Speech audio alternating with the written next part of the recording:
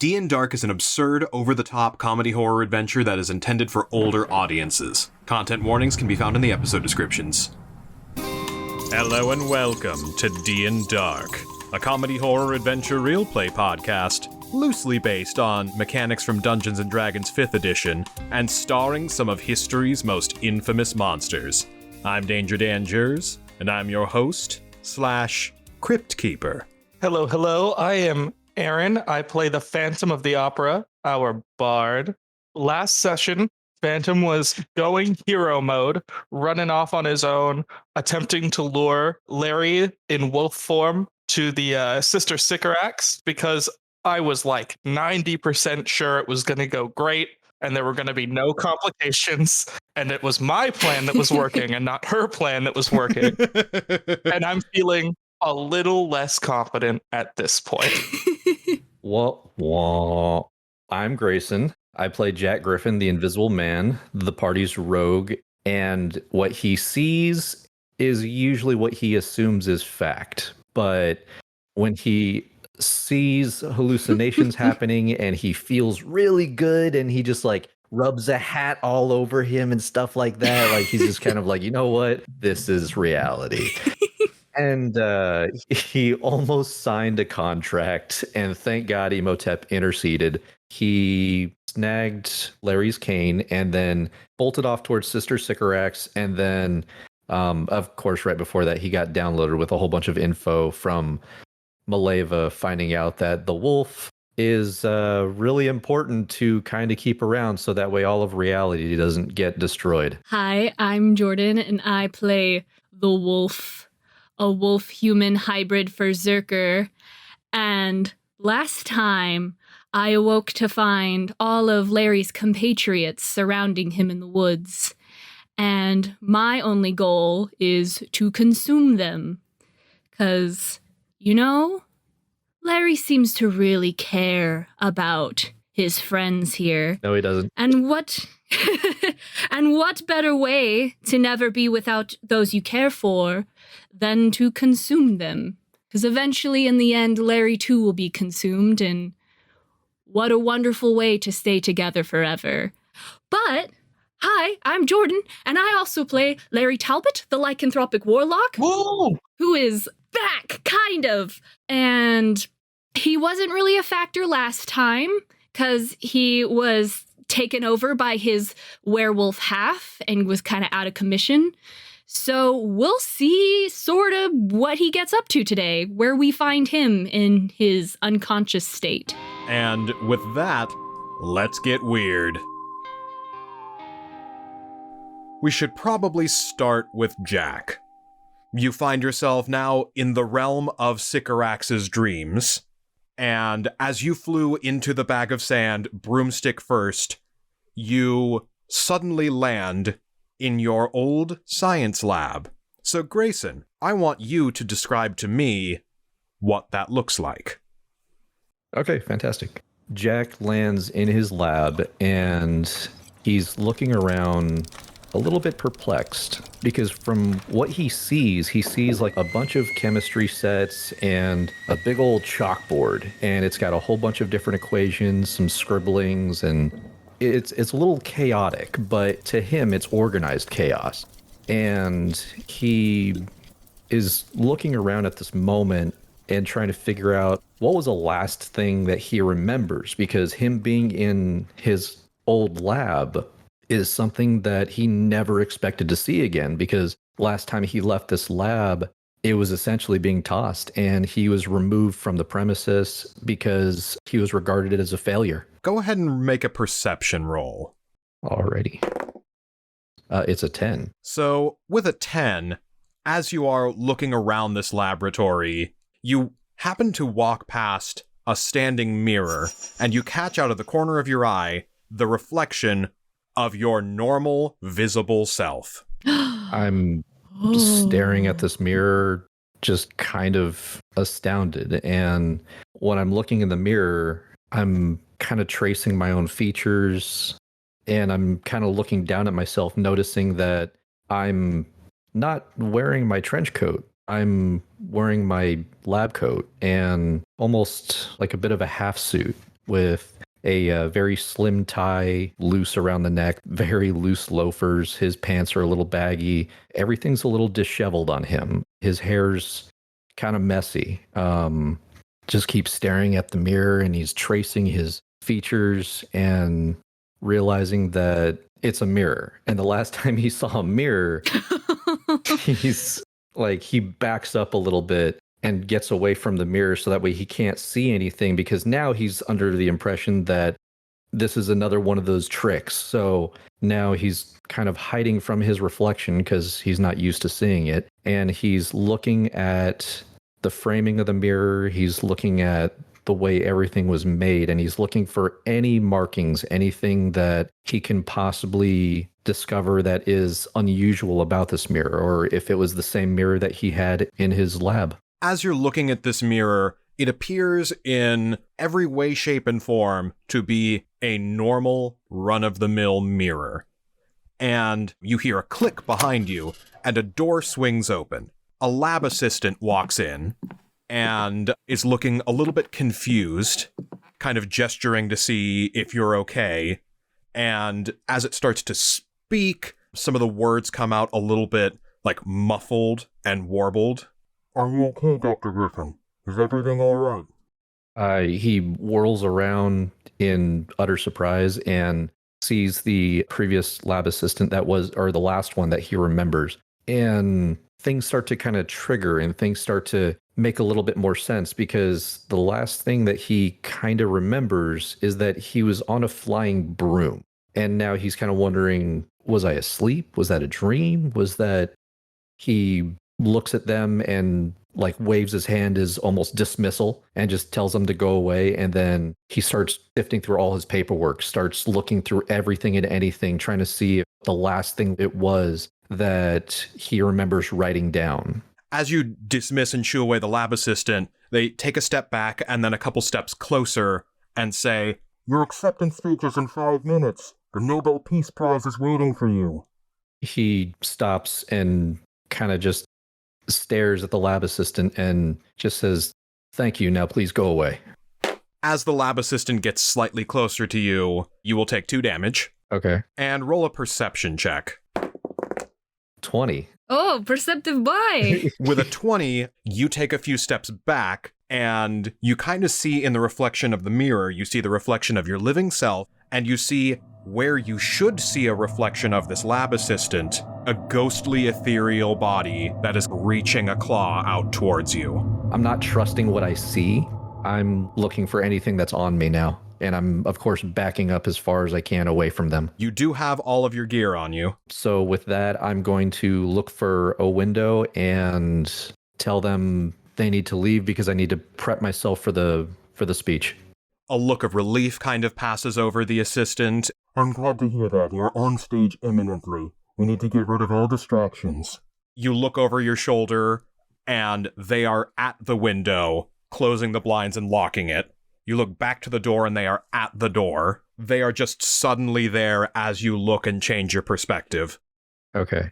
Shoot. I'm going to simply run past them and try and map out what I remember about this area. As you run out past the door, you are suddenly at a lecture hall. You are approaching a podium, and there is a spotlight on you as basically a presenter is holding an award and slowly making their way towards you.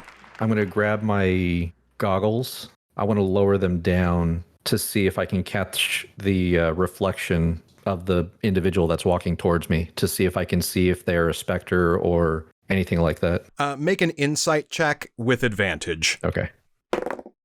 Ooh, that's a natural 20. Woo, all right. With a nat 20, same thing happens. You see that the person approaching you is a ghostly specter, and as they're approaching you, the world around you kind of melts away, and you look down at yourself and see you are invisible and bandaged once again, wearing your trench coat with everything at your sides. You feel the weight of 2 hats upon your head.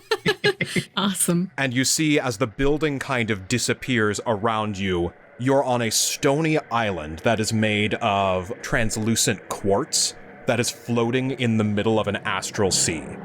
And as you look around you, you see some nebulas, you see stars, you see gaseous clouds. To your north, your south, and your east, there are archways leading off to what seem to be nowhere. They kind of trail off. They lose opacity as they're going through. The specters are gone, and you are alone. This seems a little bit more right. Jack's going to shakily walk to the north passageway, hold on to the base of the gate, and peer what he thinks is over the edge and see if these gates possibly lead anywhere. And as you look over the edge, you see where this archway is, the island ends, and it drops off basically forever. Oh, he'll pull his head back and kind of straighten up and just take a deep breath. Okay, I've got a broom. I'm in an empty space. I'm on a floating island. Now I need to find Larry, and I need to find that cure. Oh God, I can't believe I'm going to try this. He's going to ignore the extra weight that's on his head at the moment because he needs to check and see if he can move from potential island to potential island. And he's going to jump on the broom and take a flying leap. Yay! First of all, roll animal handling, and then tell me exactly which direction you are going. Are you going through the archway or off the side? I'm going through the archway to the north. That is a 6. With a 6, as you get on the broom, it lifts up, moves forward, and immediately goes down. Okay, I'm pulling up on this thing as hard as I can and just kind of hoping that things will happen. You move about 5 feet forward as it starts to go down and immediately feel your feet hit the ground. Ow. Oh. And you are on a completely different island now.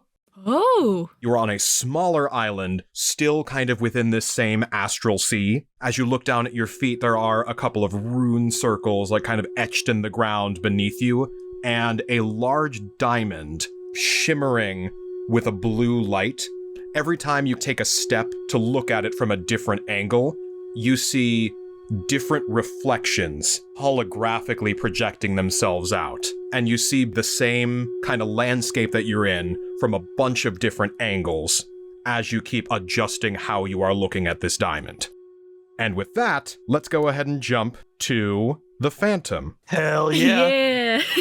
Yeah. So Phantom, having basically made your leap into this dream realm, you kind of pull yourself up out of the sand of a beach. And as you're looking around, you see a carnival-like setup. Describe your surroundings a little bit. There is a boardwalk that is rotted and creaking and falling into the sea, and a bent and warped Ferris wheel over on like one end of it, torn to shreds, boots and tents, including like a Nathan's hot dog sign snapped in half. Everything's destroyed. There is a spotlight from nowhere in particular landing on Phantom and in sort of like a circle around him.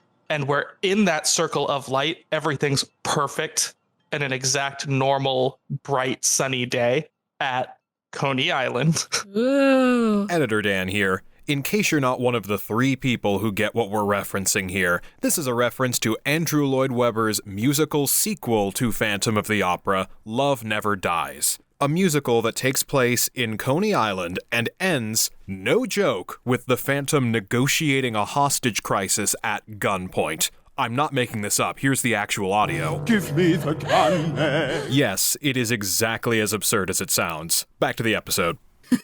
So within that circle, all the like tents will look perfectly fine and be operated by a person. And like if it casts over or through the Ferris wheel, it will be operating and in a state of repair. On one end, right before the crumbling into the sea, is going to be a gramophone scratchily playing on a skipping loop a few notes of the aria Il Dolce Suono in Christine's voice. And the gramophone will have like Christine's operatic dress on it as if it's wearing it. Awesome. It there'll be a weird kind of like robotic behaving Christine in the spotlight light. The gramophone Christine robot starts to swivel away from you and make its way towards what almost looks like a circus tent, but with a grand facade over it. Describe this facade. Ooh. It will have 2 giant cardboard figures wearing Commedia dell'arte masks. One of them will be in like a pinstripe jumper, arms outstretched, very happy looking with an Arlecchino mask. And then the other one is going to look not sad, so not like a Greek tragedy setup, but angry, and will have a long beak-like pantalone mask and be wearing elaborate robes. And it will have one arm up pointing a cane at the Arlecchino one, and those form like a proscenium. Arlecchino's hand gesturing up, and the cane That's meet cool. at the top. And the next thing you know, you are on the other side of that makeshift proscenium. And you find yourself elevated in the rafters overlooking the central circus 3-ring stage.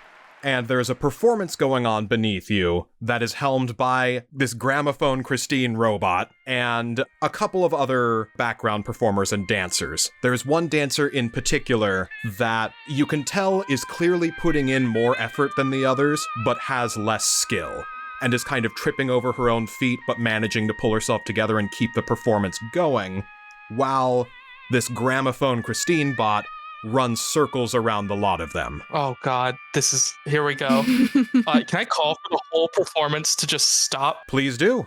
Ooh. I hop down from the rafters and land like on the front of the stage. As you jump down from the rafters, it is like a 50-foot drop, and within like a second you are on the ground as though it was just a short hop. Interesting. Also, I should have gauged that before I jumped, for sure, but this is how art works. I will point at the unskillful hack, and I will just turn to the audience, and I will demand that somebody remove her from the tent, and if possible, submerge her in the lake outside. Oh my god! Oh, And as you crap. do, the other performers start to advance on her. As 1 or 2 begin to pass you, you will take 3 damage. Oh, no! And this one performer, seeing everyone kind of surround her, makes a mad dash at the Christine gramophone robot. I'm gonna regret this. And pulls out a gun. Oh, no, you're not. Can I take a guess at what this performer's name is? You already know. As obviously this woman runs with a gun, I would like to reach out one hand, look her dead in her spectral eyes, and say, "Give me the gun, Meg." Yes! Oh my god. And Inspiration. we've won D&Dark. We can go home, everyone. That's what we've been here for. Roll credits. This is the end of the show. That's all we needed. Oh my god, I gotta text a friend of mine. So as you say that, she looks at you with a conflicted look on her face, and she holds the gun pointed back and forth between you and the Christine bot. As the other performers begin to reach out and grab around her, she fires. I'm gonna just roll a d20 to see what happens. That is a 6. So she fires and hits nothing. It just kind of bounces off of a couple of support pipes and then just kind of drops down to the ground, having lost its explosive momentum. You aim as well as you act, Meg. And in defeat, she slumps down, Oh my god. drops the gun, and is dragged away. I would like to pick up the gun. Of course. Add to your inventory Your reward. a fucking gun. And you have to write down a fucking gun. Oh, you know for a fact that I did. And roll insight. Alrighty. Ooh, and haha, I get to actually roll a real physical dice. Thank you, DM. Yay. Oh my god. I'm crying. 16. With a 16, this Christine bot jerkily, shakily makes its way towards you. You can see as you're putting away the gun that something is amiss here, and everything starts to change around you. You are now suddenly in performance mode. The Christine bot is dancing around you, and you catch in fleeting glimpses. She casts no shadow, and you get the faint sense that she is not what she appears to be. Christine, darling, I was wondering if you would indulge me for a duet. Would you sing the opposing part of Vi Divorced with me? I want to hear dancing.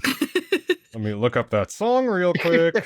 You just see the gramophone just switch out records. I'm pretty sure it's in German or Austrian, so I also don't know how to sing it. That's not the point. That's not the point here. It's a dream. You start to hear that part of the song, and it is muffled and warbly. But is she doing it well? Let me roll a d20. Yes, it's very good. She rolled a 16. Fantastic. I would like to take out the gun and shoot Christine bot. Christine's a soprano, and that is a mezzo aria. Okay.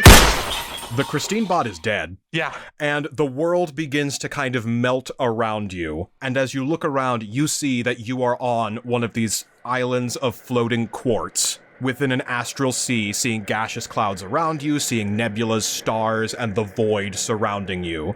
And to your north, there is an archway that extends off into nothingness. Christine would have made such a good mezzo. What a shame. Well, Larry, I'm coming for you, and I'm going to walk pretty confidently through the arch towards the edge to at least look at other stuff. As you look through, the air around you starts to feel gelatinous, and everything kind of slows down as you're turning your head back and forth. You see nothing in basically all directions, and there appears to be a bottomless void beneath you. But again, everything's kind of losing opacity as you are looking through this archway. Sycorax, you want to help me out here? And you hear, as you say that, you hear a cackle echoing and reverberating from all around you.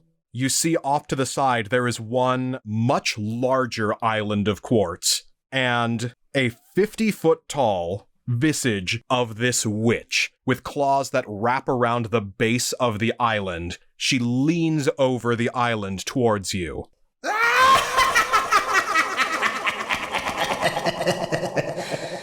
A little lost? Yeah. Looking for the human half of Larry, if you don't mind. The Christine bot was a sloppy trick. Oh, no tricks here. Just showing you what it is you want to see. So, you're going to point me towards Larry, then. The specific thing I wanted to see. The way towards your friend Lawrence is not a straight path. And there's a lot of variables that can fall into place there. I would suggest starting by moving forward. I will take that under advisement. I have a question for you. Is there gravity in between these islands? Is there gravity in your dreams? I don't remember. Well, I'll go through the arch then. Later. As you step through the archway, bringing your foot down onto nothingness, a couple inches lower down than would be comfortable, your foot hits down onto solid ground, and you find yourself on another island junction point. There's another archway to your north, one to your east, and one to your west. And as you start to step into this island, the world around you begins to shift and change a little bit. Oh, shit. And you feel yourself getting pulled into a different dream. But first, let's jump to Larry. It's me. Good luck, Larry. Can't wait. All right, so, Larry Talbot, you find yourself in your antique shop. Oh. Describe the setting. Well, it's a very, quaint antique shop. Some people confuse it more for a thrift store, but it is an antique shop. It's very small and cozy and just a bunch of knickknacks everywhere. Larry would find himself restocking or relabeling some shelves in the store here. And within this store, there's a couple of other figures. There is one kind of overseeing everything sitting on the back on a stool, and another that is a couple rows down stocking a few other shelves. Describe both of these individuals.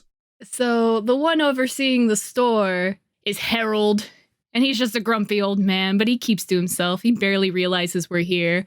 And then as Larry's stocking the shelves, he's putting on... There's a little glass jar he's going to put up on the shelf, a little glass orb, a couple candles, a handkerchief, and then some pictures he's going to put on the shelf. And he looks at some of the pictures and kind of in that dream way, they're a little blurry and he can't quite see the faces. And as he's doing that, he kind of takes a little lean around the shelf and he sees in front of him, he sees Gwen.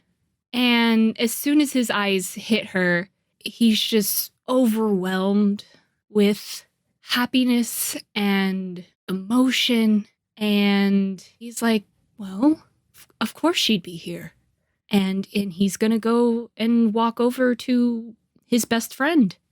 And with a smile from the ladder where she is restocking a high shelf, she hands down to you a handful of coins. How many coins have you gotten from your cards so far? In my total inventory, I have 38 coins, but I think I've gathered 4 from my cards. And she hands you 4 coins that plop down into your hand. And I look at them, and they're very familiar in my mind, but in the same way of the pictures, they don't really solidify for me. But I just kind of look up at her and I smile, and I don't know if in this dream world we're able to have a conversation, but he's just so happy. He hasn't felt this safe and comfortable in a while, and it's just, you know what? Screw it. I know I'm probably going to take damage, but he won't care. He's just going to pull her into a hug and he's just going to hug her tight because he misses her so damn much. You don't take any damage. This one's different. No? This one's different. Oh. Okay. Well, then he just has a really nice hug with an old friend. You hear the muffled, kind of underwatery voice of Harold from the back saying, You missed a box. Oh. And he slides forward on the end table a leather locked box. Oh, I'll get that. And I run over there and I go and I grab the locked box. And the lock with dream logic just kind of like pops off and clatters down to the floor by your feet. I think I would just, out of curiosity, just open the box. I'm gonna regret this, but you open the box and there's a fucking gun. Oh, yeah. Adding to my inventory, a fucking gun. Should have picked a character that canonically got a gun, Grayson. Oh, well, Larry's gonna look in this leather box and see a gun and go, oh, okay. I didn't know we sold these, but guess I'll find a spot for it somewhere. As I take it to a shelf and put it down, can I look to see if it's loaded? Gun safety. You open it up and it is not loaded. Okay. How much is it? It is... Because Larry's not going to steal from the store he works at, but he very often wastes all his paycheck on just buying stuff at the store. I think Larry's the reason why the store stays just out of the red. 60 gold. Can I look in my dream pockets for additional gold and buy my dream gun? You sift around through your pockets and find 60 gold. Awesome. Larry's going to be like, all right, Harold, I'm going to take this one home too. It's kind of weird looking. As you drop the coins on the counter, Harold uncharacteristically drops his grumpy expression for a second to give you a little smile. Ugh, I'm unsettled. Slides the money away, goes back to being grumpy. I was weird for a second there, but that's more in character. I think Larry will shirk the rest of his duties to go hang out with Gwen. And with that, we'll hop back over to Jack. Shit. So Jack, as you are on this island with nothing on it but this diamond that kind of keeps changing perspective as you look at it, go ahead and roll either Insight or Arcana. Ooh, that is a 19. With a 19, you can tell that the way that this is kind of shimmering and shaking, it's showing you the image of another one of these islands. And you would be able to basically pass through its surface. As you kind of like bring a hand down to it, it starts to pass through the diamond.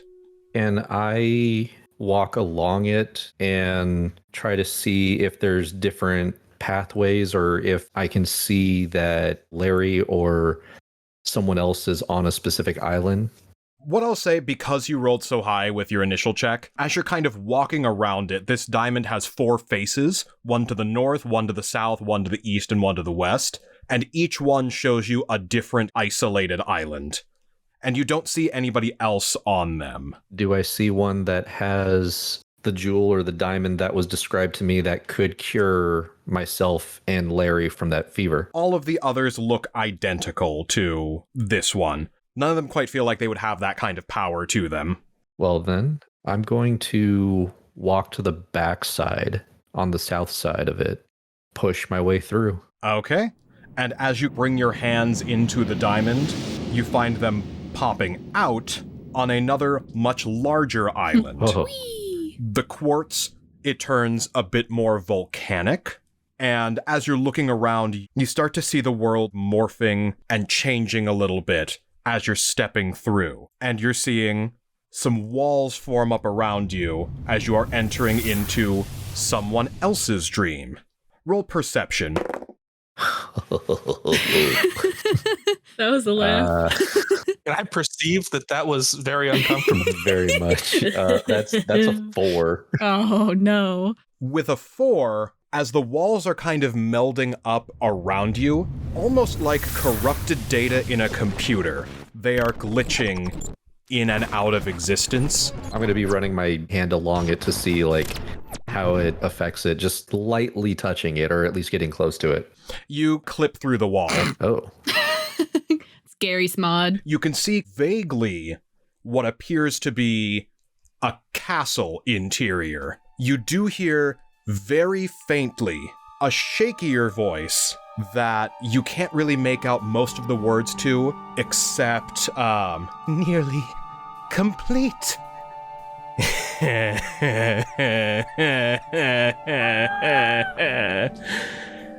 And you hear that laughter kind of reverberate around you and kind of glitch in and out. And you see the image of what appears to be Raynor very briefly before the whole thing kind of snuffs out. I'm going to call out to the witch and just say, Sycorax, are you there? Hey, you are not friends with... I worked so damn hard for that friendship. I don't even know if you guys are friends. And appearing on an island chained to this same floating rock, a concerningly large Sycorax looms over to you and kind of bridges the gap between the two islands, crouches down to your level, and says, I am in many places at once. My, what big teeth you have. Oh, flattery will get you nowhere. That'll work better on one of my sisters. Now, what is it you want?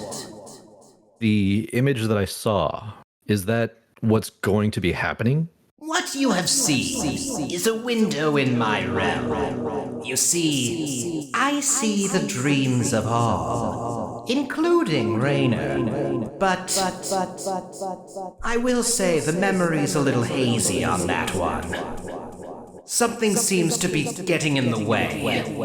Hazy? What do you mean by hazy? You don't remember? There is a lot that I know, and there's a few things that I know that I don't know. And this is one that I know that I should know. I should know, but I don't know. And I don't like that I don't know. Does the words memory modification mean anything to you? Well, it certainly seems as though my memories were modified. I might be able to get them back if I gain a little more power. So please, make yourself at home in my realm. It will only benefit me all the more. That's fine, as long as you don't mind me walking and exploring a bit. And with that, I'm just going to walk off away from her. Roll perception. Okay. That's a 3. You take 1 damage. Fantastic. You'll love to see it. And we will hop back over to Phantom. Let's go!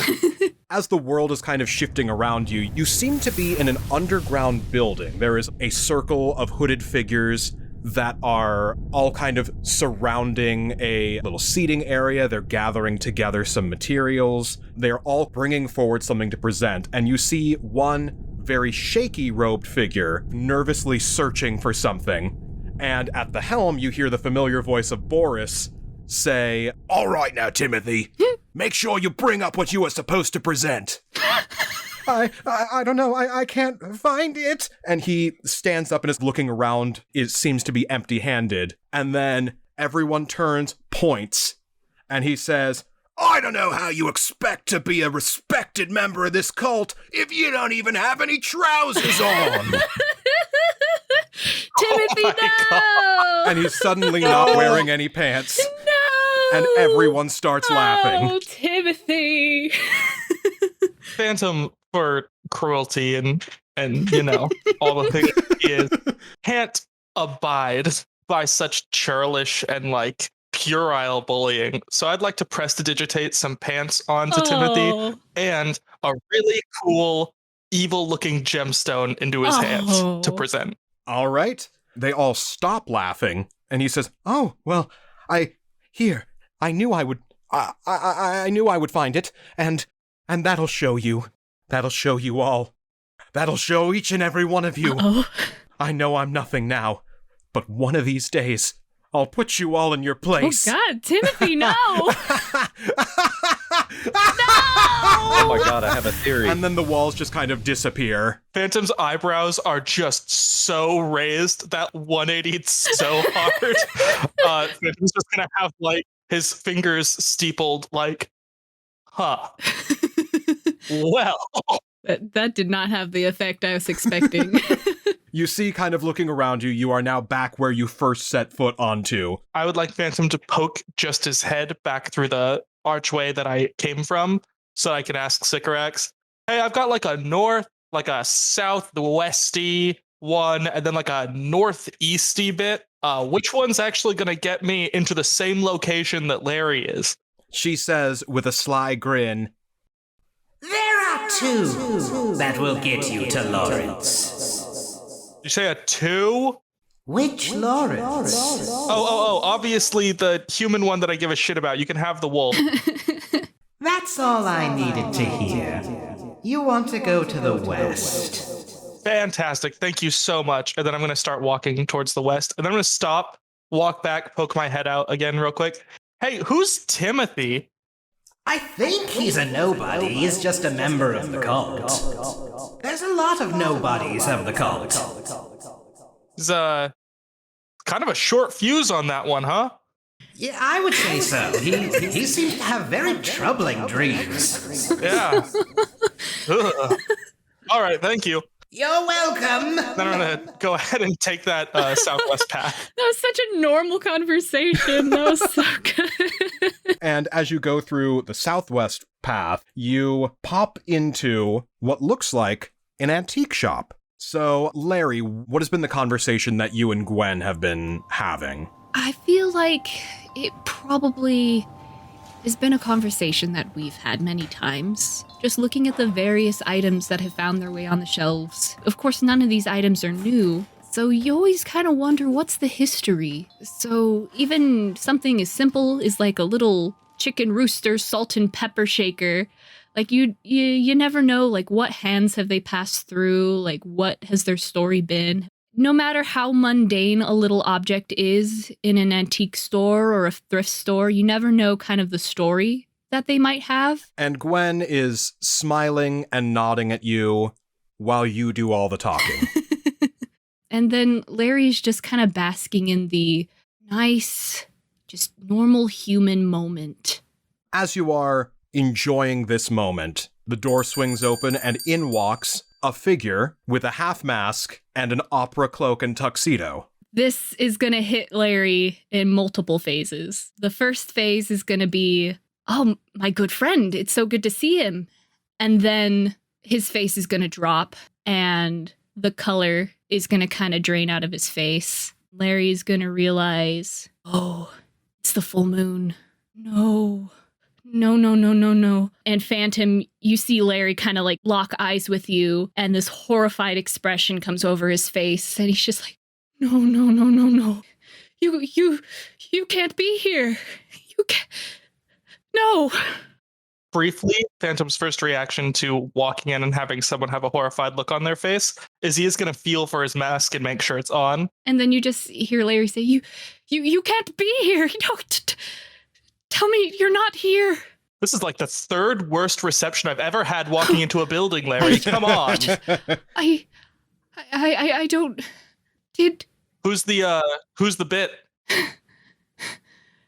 Tell me right now, Larry, are you in danger? Is she trying to hurt you? And Phantom's going to start like reaching into his cloak for the gun. No. Erik, this is my best friend who a few years ago died. Please tell me that you're not here for the same reason. No, I was not here for your dead friend, but it's an absolute pleasure to meet you. And I would like to walk over and extend a hand to Gwen and be like, it's so nice to meet Larry's second best friend. And Larry's going to be like, how are you here? No, you're alive? As you extend a hand to Gwen, it passes right through her. Oh, shit, it's another dream. That makes sense. I don't normally dream on full moon nights. That's why I didn't realize, but how are you here? Oh, well, I've solved your problem. This is, for as far as I understand it, the dream realm. Ooh, and Phantom's gonna do like the wiggly fingers, circling hands thing. Sister Sycorax, the witch, promised that we could just put the wolf in here, and we can leave that here, and you and I can get out, and you'll be two separate entities. You're just whoop, completely disparate. That, as far as I understand, no consequences. That would be amazing. Yes, I'm completely for that. All right. I know, right? That's fantastic news. So, yeah, let's get out of here. This has been a win of a day, to be honest. I thought today was going to be a real awful day. I thought when you walked through that door that my wolf killed you, because sometimes I see ghosts. But shoot. What a 180 that's been. I lead the way. I'll follow you out of here. How do we get out of here? Absolutely. Oh, and guess what? Not only was I obviously not killed by the wolf, but I'd love to see it try now that I've got this baby. And Phantom's gonna like brandish the cool pistol. Like, wow! Ooh. That looks way more impressive. You know what's really funny? I got this here today. It's not as cool as yours. It's a little dinkier, but shoot, cheers. And I want to like clang the guns together. Boom. And I rolled just a straight D20. Both of the guns fire off. God. Oh, shit. Phantom will flinch so hard. Phantom's like, oh my god, oh my god, shit. Mine wasn't and, like, even fall to the loaded. How floor. did that happen? Let's jump back over to Invisible Man. Can I try and levitate higher on my broom to maybe see if I can get a better vantage? Roll animal handling. 16. With a 16, yes. You get on your broom and you're able to bring it up about 20 feet up into the air. And as you're looking around, you can kind of see the layout of this ocean of disconnected dream islands. As you're peering out over it, you can see that way off to the south of you is a large red ruby that is taking up the entirety of one of these dream islands. You see multiple Sycoraxes that are flanking you from all sides. There is another one that appears behind you, and you see one to the southeast, one to the west, and one up to the north now. Oh, geez. Okay. As they're all kind of watching you with curiosity and anticipation. I'm going to try and get over to that giant ruby. I'm going to say roll sleight of hand to maneuver your way over there. That is, 21. Ooh. With a 21, You are able to float across these islands towards that ruby. As you're passing over the void, you feel a chill reaching up as frost starts to form around the edges of your jacket and around your fingertips. But you are able to make it down to where the ruby is. And as you kind of lower down and settle in, you can feel a soothing essence coming from it. Okay. I'm going to take out my regular dagger and try and see if I can chisel off whatever I can from this thing, because as far as I'm aware, it's supposed to be what heals myself and Larry. Roll sleight of hand. Oh my god. That is 25. Oh, shoot. With a 25, as you start to chisel into it, it breaks away a lot more easily than you had expected, and a crack starts to run through it. And you're about 40% of the way towards getting a piece of this, and all of the Sycoraxes sharply dart their head towards you. Let's speed this up a little bit. That's 18. 18, you get about another 20% through, so you're about 60% of the way. And knowing that they are very close, I'm going to speed it up just a little bit more. All right, make another sleight of hand roll. 15. With a 15, you get to 75%, and another Sycorax appears at the island closest to you, and they are all starting to lean in closer and closer. Do I have enough to, cure myself and Larry? Make one more sleight of hand. Already. That is another 15. Another 15, you're about 90% of the way through. You've got a chunk that is just hanging off. Come on! And they start to float up off of their perches and move towards you. Oh, God. Oh, stop it. Man, you could really use a gun. Yeah, a gun would solve this. 100%. I'm going to shove my knife into the crack, kind of like go for broke. Okay, another sleight of hand roll. Come on. That is 21. 21, you are able to break off that piece. So add to your inventory the Stone of Dreaming. Ooh. All right. Get out of there. All of the Sycoraxes close in on the island around you. So I'm going to just simply jump and hold on to the broom just in case, but I'm imagining that I'm going to be flying Awesome. to the next island. Roll animal handling at disadvantage. Son of a Disadvantage? Oh. Oh my god, that is so cool. Okay, so at disadvantage, that's a 19. Whoa! Thank the Lord. Okay. So, you take a flying leap off, and as 5 separate bony claws reach out towards you, they reach around towards where you are floating. The broom dips down sharply. They miss, and you swing up and fly away. Oh my god. Yay. I was so terrified. I'm flying just north. As you fly towards the north, you feel the world start to shake and reverberate around you as Sycorax begins to yell in anger, and that gets drowned out by a wolf howl Oh shit. as you pass directly over a pair of jaws that span about twice your width. Oh my God. He got bigger. Jesus. And you just barely manage to avoid the snap as the jaws of the wolf close beneath you, and the broom sharply ticks up and keeps propelling itself forward. Down, boy.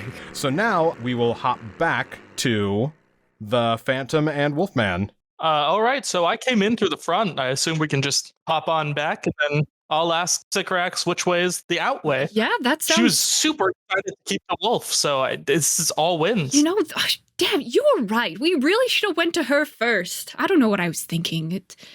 That's fine. I should have talked to the group. You know, I sort of went off on my own on that one. Whatever. All right. You go to open the door and are greeted by an enormous yellow eye. Oh, God. Shit. I would like to close the door.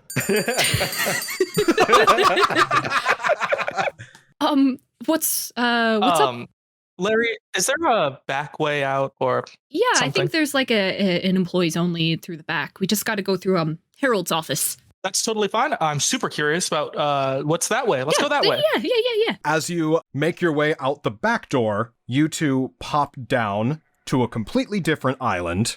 To your west, you can see an army of Sycoraxes crawling over this gigantic ruby, scratching away at a piece that was chiseled off and looking furious. Sycorax, I'm glad you're here. I've got my shy one with me. You all right over there? No one leaves until I get my dreamstone back. So, what? Who else is here? You see, flying away at high speed, the Invisible Man on a broomstick with two hats and with a crystal tucked under his arm. Okay, now I know for sure it's a dream because Jack is on a broom and he's got a witch hat on. Phantom's going to face directly away from Larry so that Larry can't see his face. And he's going to take off the mask and like rub his temples so fucking hard right now. And then put the mask back on. That can't be him.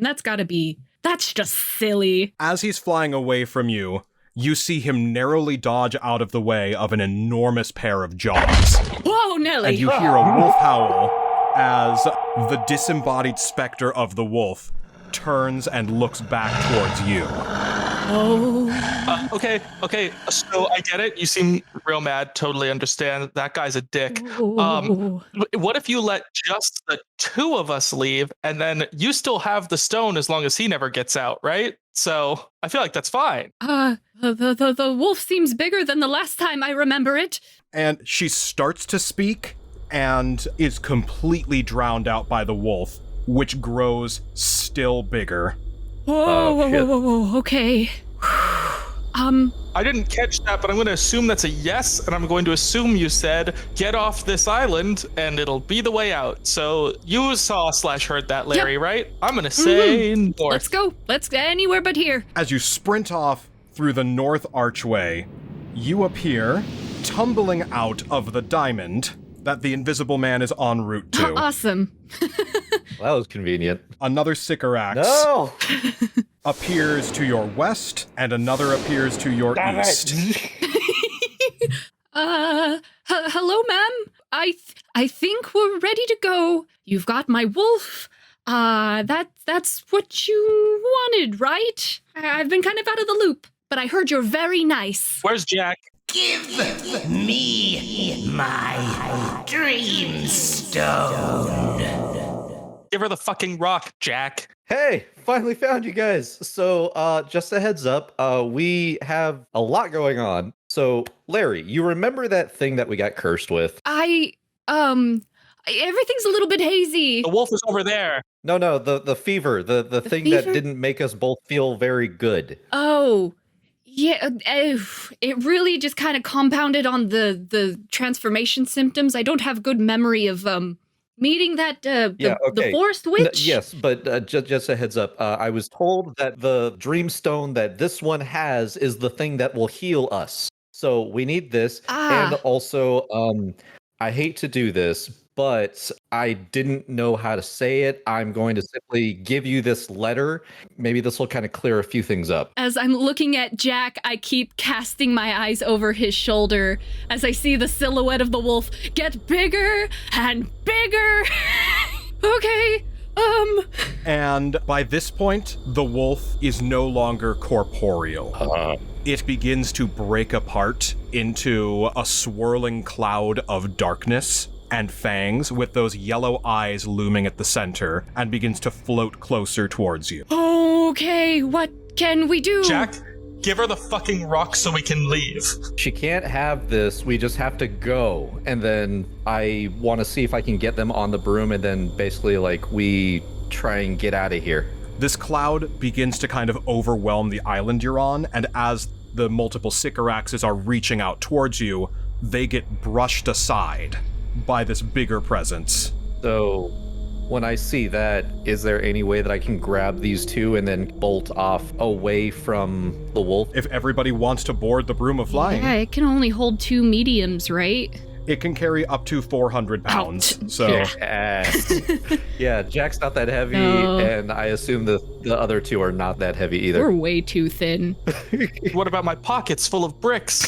Oh yeah, our brick collections. As we're flying away, I'll just ask the wolf, if you're hungry, go after the witches. who here speaks Abyssal? Nope. Yeah, I do. It's the wonderful language I just picked up. Wonderful. So Larry and Jack, the two of you begin to hear words starting to form from the howl. Jordan, I will toss this over to you because I know you've been preparing something. So here's your opportunity. Yeah, I've been preparing I didn't think the power dynamic was gonna be like this, but Yeah, same. does the wolf know that the witch is keeping it imprisoned here? I would say yes. All right. Well, then I think in the short term, the wolf will turn around and try and eat the witch duplicates. And honestly, it's big enough now, it might try to eat some of these islands. Oh, God. So yeah, exactly that begins to happen. It starts to gobble up the islands themselves. Each of you roll insight. Okay. 16. I got a 15. So that's 19 for me. Collectively, you all rolled high enough. How do you wake up from dreams? You almost die? We basically... Oh, shit. That realization comes to you as you are floating over an endless void. All right. I guess Larry's just gonna jump off the broom. I'm kind of holding on to Larry because I need him to read something real quick. Oh, there will be time on the other side, and I'd like to smack Jack's wrist, hopefully making him let go of Larry and then jump off myself.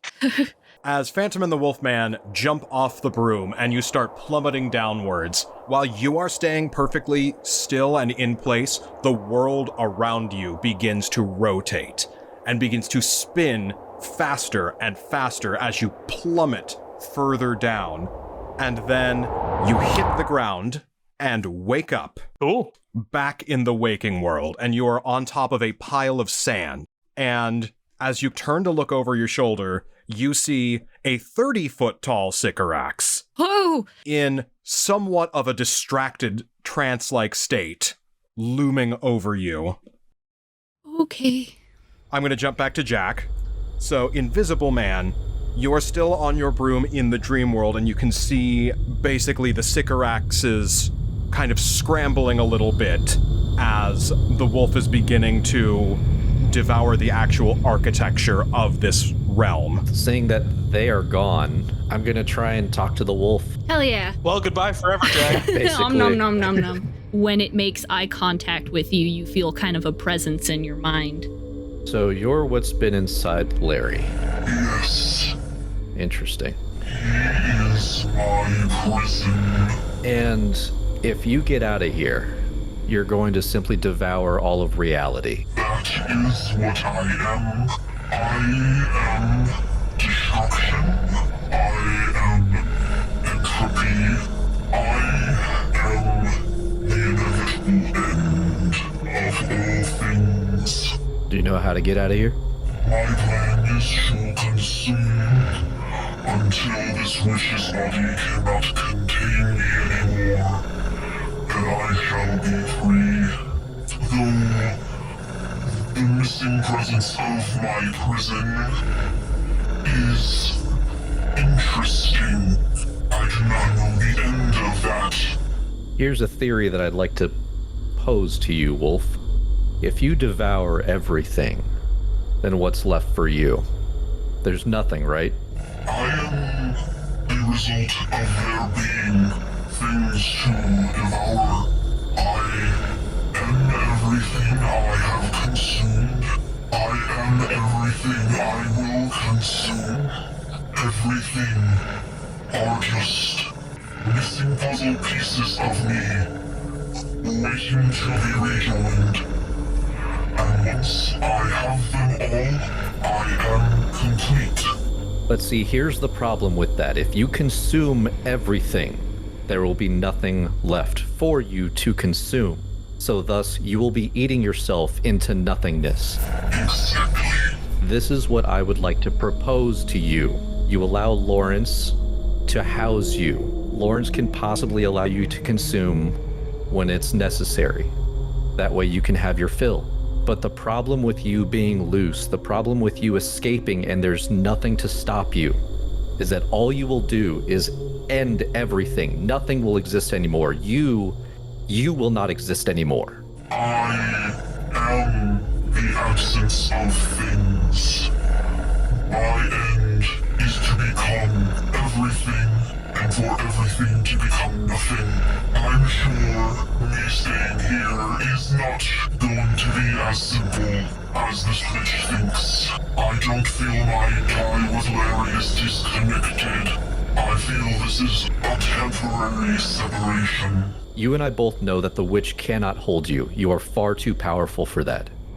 You're a god, for God's sakes. So, if you could find it, just a little bit of patience, I can go over and attempt to chat with Larry, and hopefully we can discover something that is beneficial for you and for Larry, something that will allow you to continue to consume and to continue to work your way to your end goals. You are fascinating. Go forth and do that. I have been around since the existence of things started. I have great patience. I will merely press forward. Talk to Larry. He does not like me very much. I do not have anger or fear of my own. I merely have the hunger. But I can feel his anger and fear. And when he feels that more, I grow hungrier. Talk to him. I'm curious what your words will mean for him, and if he will change his mind. It does not change my path at all. If you're willing to, is there any way that you'd be a bit more amenable to working with Larry instead of both of you working against each other? See how I understand his fears. His desperate want to hold on to the things he will inevitably lose. So when I'm in control, I seek out the things he will inevitably lose. Cause what he doesn't know is eventually he too will be consumed by a wolf. And if I consume all the things he loves and cares for, in the end, he shall join them. He does not understand my perspective, but they'll do in the end when they rejoin in the abyss. Like I said, if you're willing to work with Larry instead of against him. If Larry can control his desperate desire to hold on to the things he cannot, to learn to quell his anger and his fear, then perhaps I can quell the hunger. I am filtered through my hosts. My demeanor changes according to my host. So if Larry is calm, then you are calm. I still will hunger and consume, but it will make a difference if he can sustain that mentality. And with that, I'm just going to tell the wolf thank you and give the witch hell and just fall off my broom. You have my promise on that. That gnarly grin just grows even farther out as this wolf inevitably just keeps getting bigger. So, Invisible Man, are you diving off the broom or are you driving the broom down? No, I just rolled off of it and just fell into the void. Okay, so you let go of the broom. No, I was holding onto it. You plummet downwards. I was holding onto the broom.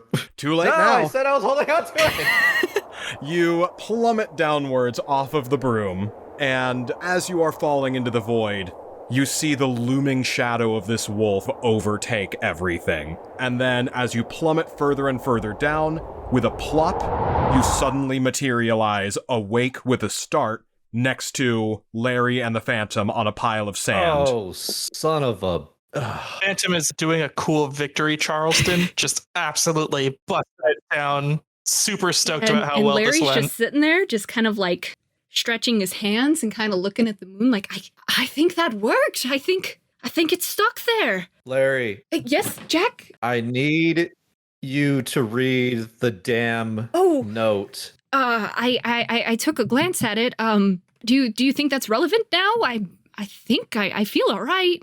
This needs to be your decision.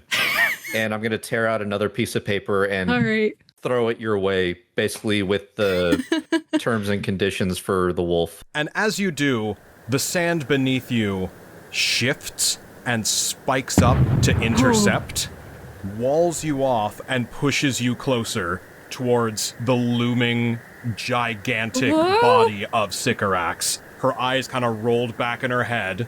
They roll back down. She crouches down towards you. My stone. Now. Whoa, hey, Sycorax, come on now. What about this? And Phantom produces the pocket watch. Whoa. You get the wolf, I get this charming little fella. They get a rock, which is apparently very goddamn important to Jack. I don't know. And you get this cool magic pocket watch, which maybe will give you an edge against that wolf that appears to be just tearing up your insides. I'm assuming that with us back in the real world, we feel like shit with a fever, right? Yep, you feel the fell feral fever beginning to kick back in again. I'm going to roll over and see if I could start messing with it to see if I can, I don't know, figure out how it works. So, you now have the Stone of Dreams. Let me roll to see how many charges it has. It has 11 charges. Fuck yes. Damn. Okay. Now, these charges can be expended to cure a target creature of any disease. For an action, you can spend 1 charge to cure someone of the fell feral fever. You can spend 2 charges to cast Remove Curse, and you can spend 3 charges to cast Greater Restoration. I was going to start crawling my way over to Larry and see if I can just make it work and just cure Larry. And you can do that. You spend one of its charges, it lights up, and Larry, you feel your health return to you as this fever gets eviscerated from your system. My throat feels better. I'm not, like, hot anymore. And then as soon as I see Larry feeling good, I'm going to flop back over on my back and just have the stone land on my chest and then do the same thing. Okay, so you spend a charge. You are no longer under the fell feral fever. And Sycorax pushes away the pocket watch from you, Phantom, and she says, The watch is not so consequential anymore. Give me my stone. Oh, God. I'm looking for my broom now. and as you're looking around, you cannot find your broom. I was holding that mother. Okay. Jack, give her the fucking rock. How about that, huh? Yeah, do we need it anymore? Jack, I see a turn order show up. Jack. Where is Emotep and Frankenstein? And then Oh I'll my God, give are you they this okay? stone. The last time you saw them, were they okay? I know what I told Mary. They were fine. They are not my concern, and I'm done playing nice. And she will cast, at 4th level, No! Hold Person. So all 3 of you make a wisdom saving throw. I would like to throw out there that I'm trying so hard Nat 20! Hey. to just do what he asked. I got a natural 20. Larry's feeling real good. Hell yeah. That's not bad. I got 18. Only 10. So Phantom, the sand pulls you down into the ground Oh, shit. and has you physically restrained. The other 2, you manage to jump away as it separates. All right. And everyone roll initiative. God damn it. Nat 20, baby. I got that Ben energy. That Benergy. That Benergy. 17. I think that's a 12 for me. Larry, you will go first. Oh, crap. That means I gotta have a plan. I have perhaps the worst plan I've ever had in the history of man. Thrilled. So I hope you all are ready. I'm hoping desperately that Sycorax's being sick of playing nice only applies to the two people who have been actual thorns in her side. Because I have one last thing to attempt to negotiate with. Well, do I get a card of the day? I'm awake now. What was your card of the day before you transformed? Judgment? Just continue using that one. Okay, I'm gonna cast Bane right off the bat. Charisma saving throw. And that's a 13. Ha! DC is 14! Larry's feeling real good. Made that save. Just threw out a... Wait. Dan, can I cast spells? You still feel the magic coming. Okay. Oh, the fact that it worked makes me a little upset. Jack, do you have my cane still? Or do you even... Who has my cane? I don't know if I know that. Jack, who has my cane? You'll probably see it hanging off his belt. Yeah, can I have that back? Okay. Thank you. All right. He feels good. Larry feels good. Feels like $1 million. And you know what? So do you too, Jack, for wearing that hat. Yeah! Still want my damn broom. Phantom, it is your turn. Sycorax! Sycorax! Come on. Baby. Come on. After all of our history, I think you're throwing a bit of a tantrum. How about this? I recently came into some pretty phenomenal arcane knowledge, if I do say so myself. And I can now guarantee success against the will of the fates. What if I make a deal for any one of your checks to pass, and I'll take the cost myself? Oh my god. Whoa? Oh. What? Oh, that's interesting. All you gotta do is let us go, huh? We can all be friends. I'm gonna just do a straight roll for that to see how she Wow. responds. I don't like it. Are you making a devil's bargain with this witch right now? Give me evidence and I'll consider it. All right. A demonstration, then. Oh no. I would like to just bust right out of the holding. Okay, and you're Oh. making a devil's bargain to do so? Yeah. Asmodeus, instead of even rolling the first time, just let me on out of here. You feel an infernal heat rise around you as the power of the Devil Lord Asmodeus sinks in around you. The sand melts into glass and then shatters away, and you are free. Whoa. So it'll go a little something like that. Interesting. And now it is her turn. But I think I've had enough meddling with the gods for one day. But I am intrigued by your use of magic, and want to see it continue. And she casts Bestow Curse on you, Phantom. Make a wisdom saving throw. Oh, I'm so wise. Wise old spirit you are. Okay, so it was a 3. Oh, at least it wasn't a 1. Hey, Asmodeus, you want this one? You are now cursed. Every single turn, you have to cast a spell or a cantrip, bar none. Every time you don't, you will take damage for not doing so. Okay.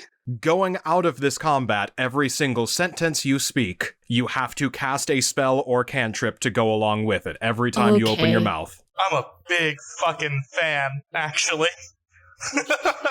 Hey, Phantom, we got the Stone of Dreams. Who wants to take the curse off? No, I'm good. Also, here's a rock that I just made. Awesome. So now it is Invisible Man's turn. God damn it. We're gonna run towards Phantom, use the stone to remove curse, Aw, boo. and then just run past him, like my full movement. Cool, so that is an action and a charge. Oh, actually, that is 2 charges, so it's down to 7. Mm. And I'm assuming if we get cursed again, because I'm assuming we're probably gonna end up fighting the other witches too, Mm-hmm. which is why I don't You want might to. want to keep it around. That's why I'm trying not to give it up. Let's see, was there rubble anywhere that I could hide? The remains of where there once was a stone house. You can hide behind some of the stones. Now it is Larry's turn. All right. Larry's coming to a very sad realization that he still has his magic, and he's going to attack with Lightning Lure. That was a nat 1. So you're not that magical, then. He. As you cast your lightning lure, you kind of overextend yourself, and the lightning fries the sand around you, God damn solidifying it into glass and holding you in place. No! Well, I move. Well, that's a pickle. I'm the only one stuck, right? Yes. Okay. How hard would it be to break myself out of the glass with my cane in hand? That'd be difficult. Not very difficult. Not okay. Because I was going to use gaseous form, but that is a spell, and I don't want to use it. So I think I'm going to take my action to try and break the glass around my feet. Okay, so go ahead and roll a quarterstaff attack. Okay. Roll to hit or just damage? Just straight damage. Just damage? Okay. God damn it. It's a 1 plus 1, 2. So you managed to crack the glass, but it still has a hold on your feet. All right. Yep. Just swinging away. Crunch, crunch. And that's very strong. Now it is Phantom's turn. I would like to prestidigitate a believable replica of the Stone of Dreams. Nice. My classic move. Roll performance. Oh. 22. Whoa! Oh my god, I had another plan, but yes, if that works. And as you prestidigitate and pop into your hands a believable replica of the Stone of Dreams, you hold it up for Sycorax to see, and you feel an infernal flame burn it away. Oh my god. As that 22 becomes a 1. No! I was actually fully prepared for this, and I'm curious if I can cheese the system. Oh my god. Go on. Inspiration. Wow. Damn. Oh, you're burning your inspiration? Post 1. Yeah, I baited it. That's some big brain moves right there. Assuming it works. If the 1 transcends, then that's fine. The 1 transcends. Damn it all. All right. Does Sycorax believe that the Stone of Dreams is just now destroyed? No, she sees through that it was an illusion. Fuck. Damn it. All right.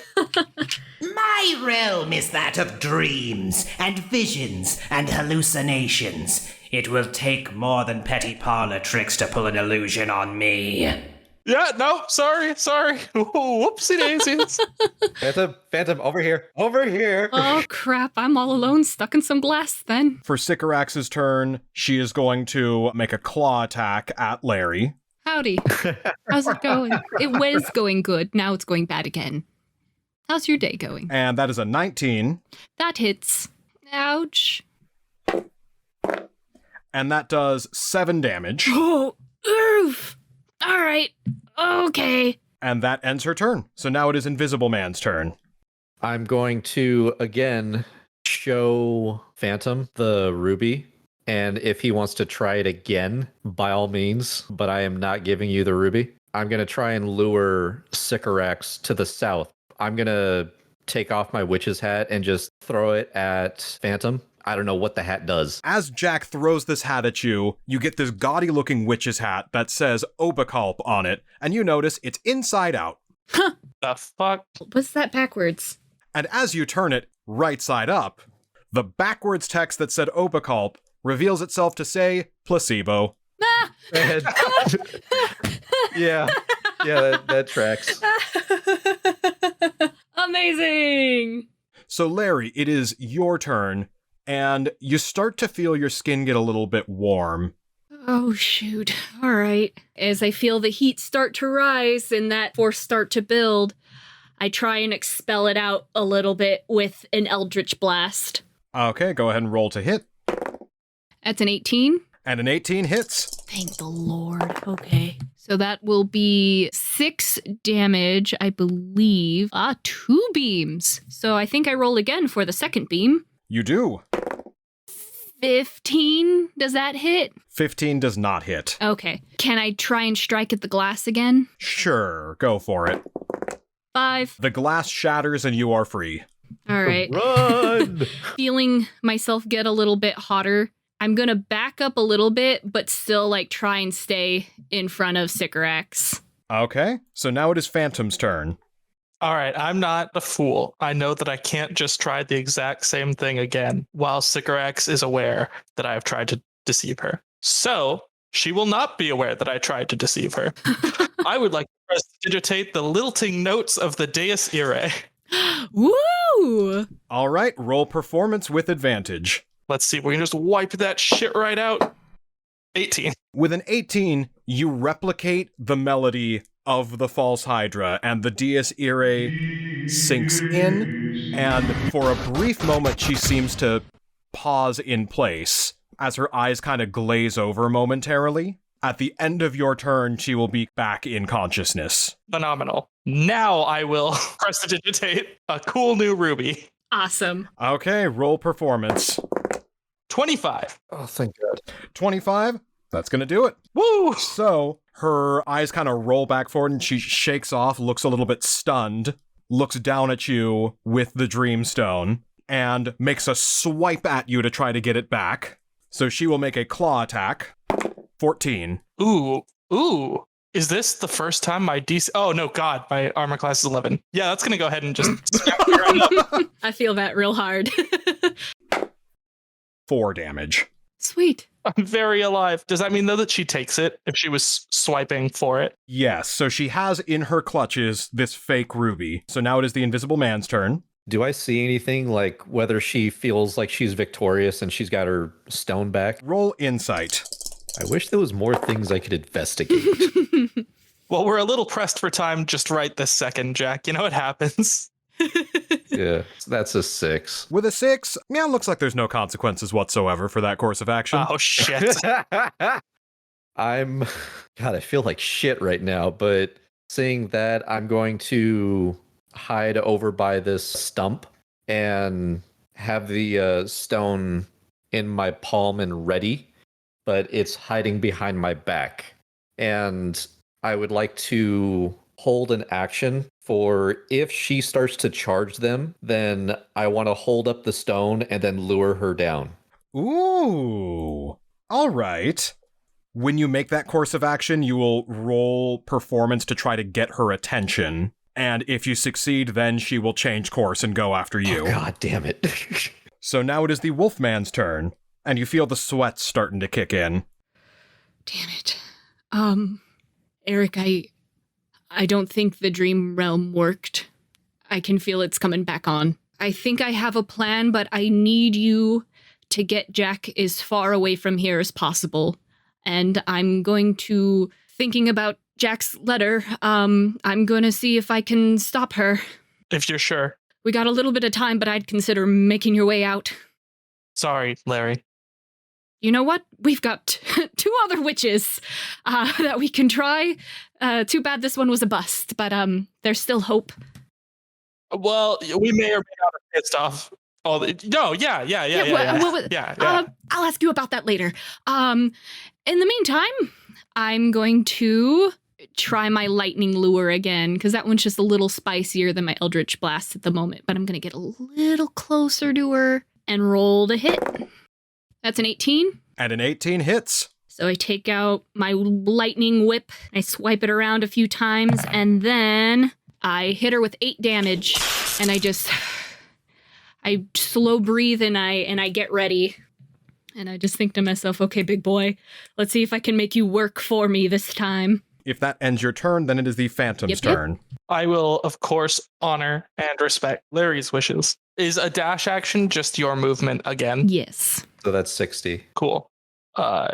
Yeah, I'll fucking absolutely book it. So now it is Sycorax's turn, and she, examining this Dreamstone, feels none of the magical energy that should be coming out of it. Damn it. That's all right. Eyes on me, Sycorax. She will crush it beneath her claw, and in anger turn towards where she is lassoed. I do the little dance move where you like hook them with a fishing line and then just mime pull them over, but with my lasso. And I assume she does the dance move where like with her hips, she like hops, closer. She like shimmies and hops. Oh. Come on over, baby. Okay, give me one moment. Just pulling up a song, right? Yeah, just pulling up a song. A song called Ray of Sickness. God damn it. And that's a 15. Okay, that hits. When you're done with this, I'm going to Hellish Rebuke. Now hold on just a ding-dang minute. Mm-hmm. Silvery barbs. Oh my god. Okay. Yes! Silvery barbs it is. And that's a 12. Still hits, unfortunately. What the hell is your AC? 11? The same as yours? Damn it. We are both very weak. Well, since I know that you're in the thick of it, you get the advantage Awesome, boost. thank you. And that does 6 damage. 6 damage to me. That's not bad. And then I'm going to look at her as the werewolf is boiling up. Larry's eyes go that yellow as he makes eye contact with Sycorax, and she's surrounded by flames. 3. Oh, Ooh. hell yeah. Okay. This is going to be spicy. Let's go. Because on base, it takes 2d10 fire damage, and I'm casting at level 3. So I think that's 4d10. Oh, shit. Oh. 5, 6, 7, 8, 9, 10, 11, 12, 13, 14, 15, 16, 17, 18, 19, 20. That is 20 damage as flames erupt and envelop around her. All right. I'm not playing around anymore. Spicy, spicy comeback. I'm feeling real spicy right now, Sycorax. It's you and me. I might have underestimated you. Probably not. I admire that you know your limitations. Most people think a little bit too highly of their skills, and you seem to have an accurate read. Not that long ago, a friend of mine said something very similar, and feeling a little conflicted. You need better friends. Phantom just puts his arms out like, what the hell? I know Jack's gonna pop his head up and be like, hello. Oh, hi, I see you hiding over there. Case in point, you need better friends. You know what? I like them well enough to protect them from you, so take that as you will. So now it is Invisible Man's turn.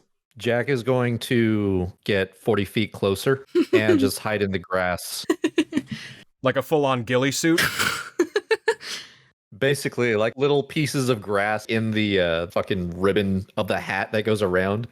He just buries himself. Okay. So now, Larry, it is your turn. The transformation happens now. Oh, shoot. All right. It hits like a train, and Larry just yelps out in pain as his body's like thrashed and cracking and twisting as he's just erupting back into this horrible, malformed dog creature. And our buddy's back. All right. Switching character sheets.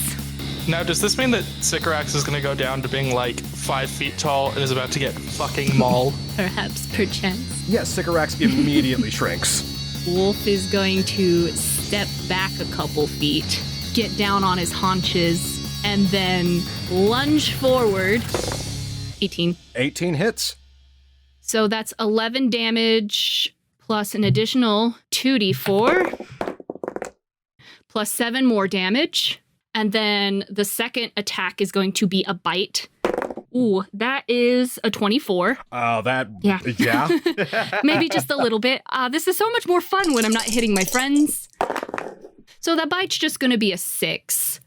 And then I'm going to run off into the distance real quick. Can I hide? Roll stealth. All right. It's just a 15. A 15 will do it. So I claw, I bite, and then I sprint off into the shrubbery. So now it is Phantom's turn. Oh, God. All right, here we go. So Phantom is going to create an invisible servant. From now on, his name is Gary the Sniper. Phantom puts the gun into Gary the Sniper's very capable existence form. He's going to hold the action, shoot whatever runs at the Phantom.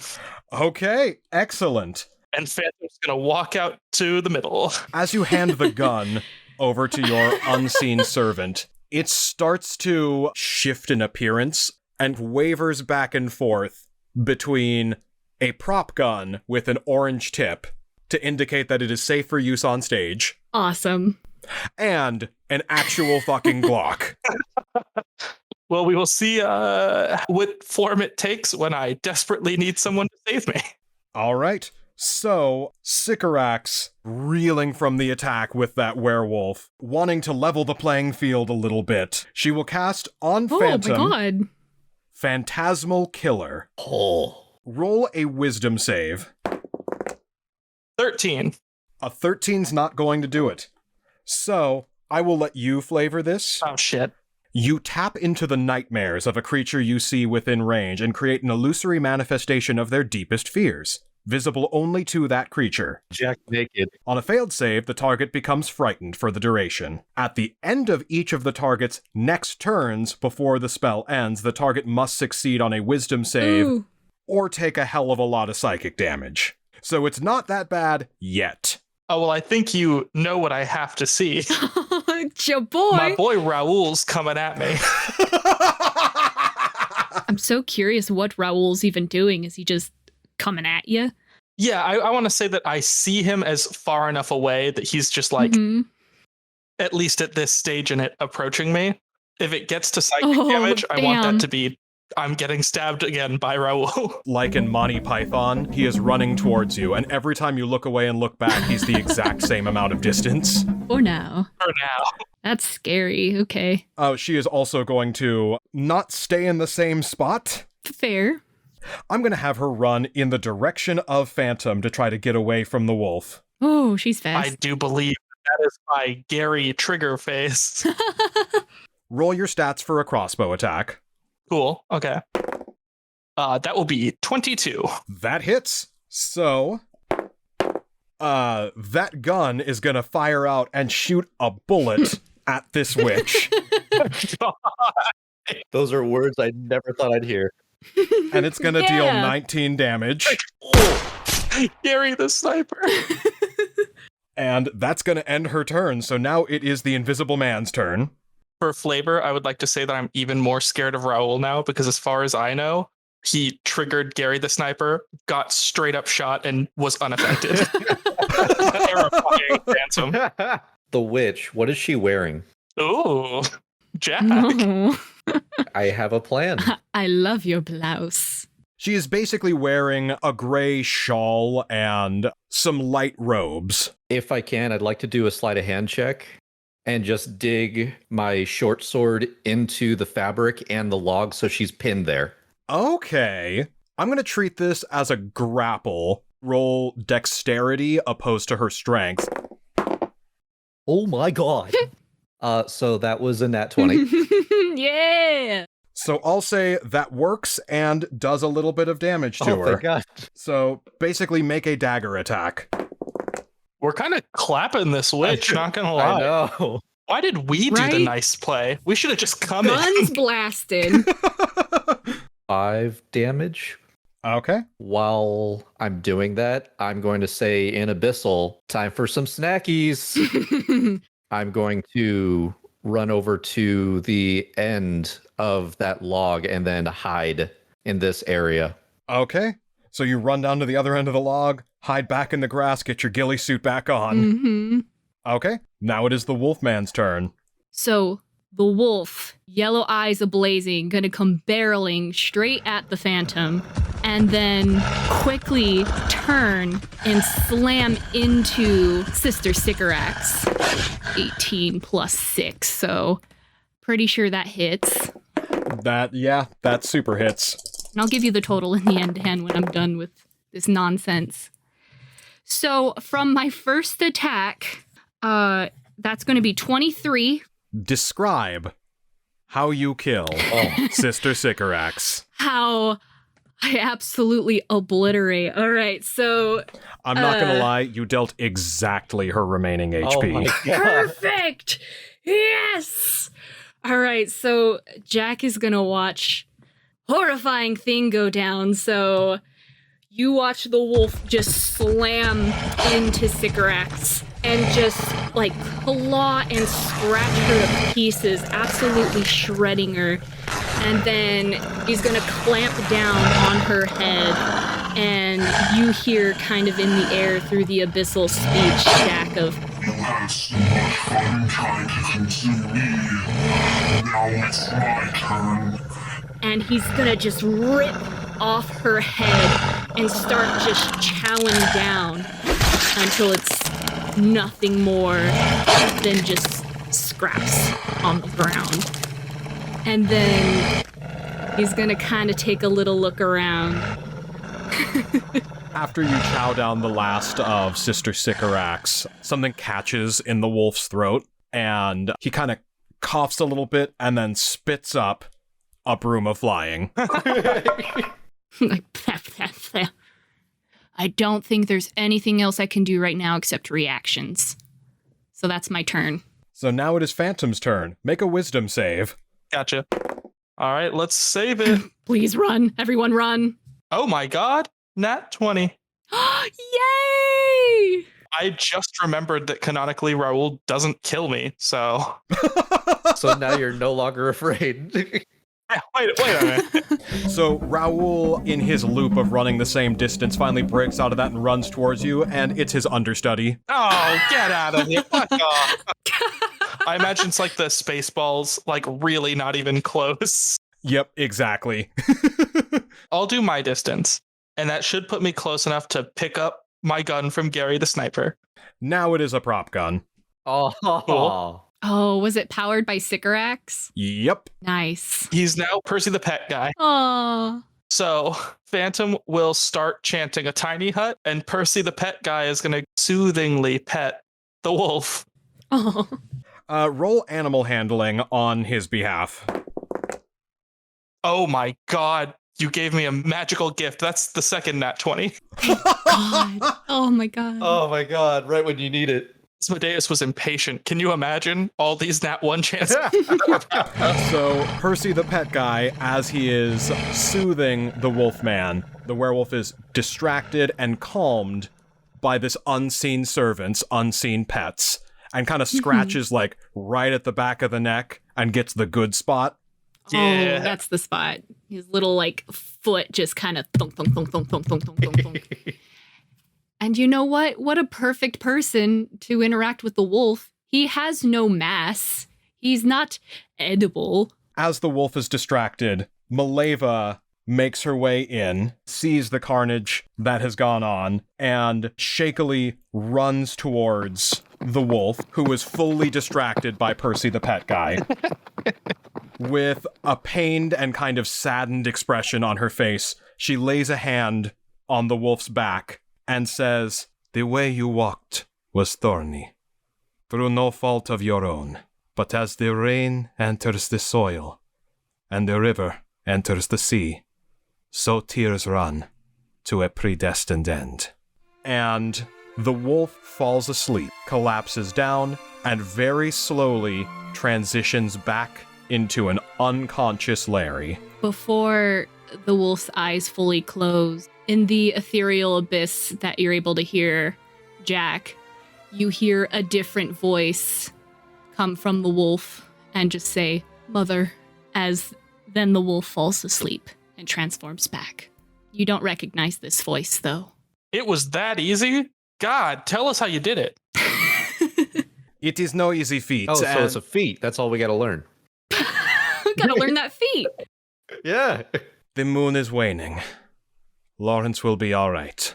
Now, if you'll excuse me, I need to make preparations for the next moon. Keep Lawrence safe.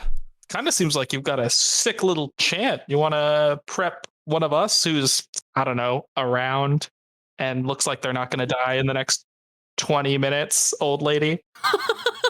You humor me, dramatist. The hermit, as it were. I cannot pass along this information that I have, but I will do what I can to give you the resources to keep Lawrence safe. Look out, our spooky invisible guy's behind you. Ah! Oh my god! Yeah, he does that.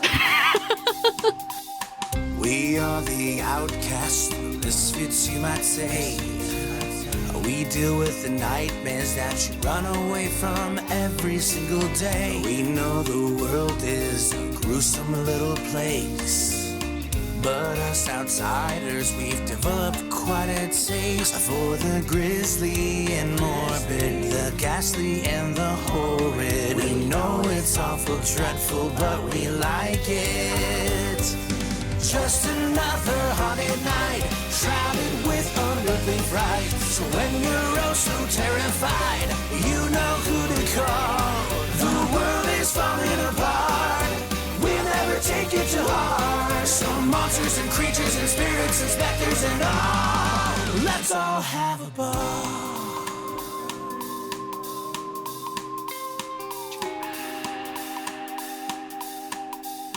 What the fuck? Like, Should have picked a character that canonically got a gun Grayson. Well, now you have motivation to be like, damn it, I want a gun. Well, I need a workstation, like a lab. You just came from your lab. See, you missed it. I missed my shot. Dang it, but I don't intend to abuse this for combat reasons, but I cannot wait to draw on everyone who does not like my jokes or who teases me.